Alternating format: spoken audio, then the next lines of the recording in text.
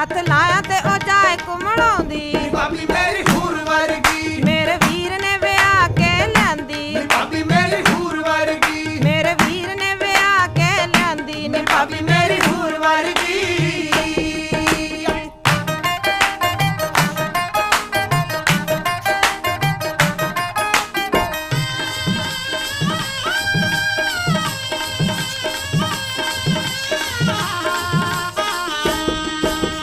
ਤੁਰਦੀ ਉਹ ਜਦੋਂ ਸੂਟ ਸੋਹਣਾ ਜਿਹਾ ਪਾਣੀ ਬੁੰਦਿਆਂ ਦੇ ਨਾਲ ਰੂਪ ਆਪਣਾ ਸਜਾਨੀ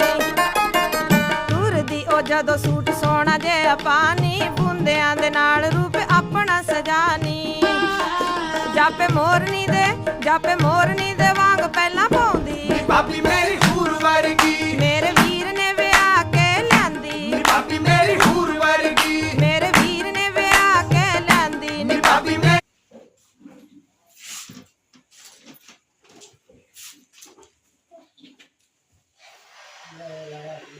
तू काय नाही करलो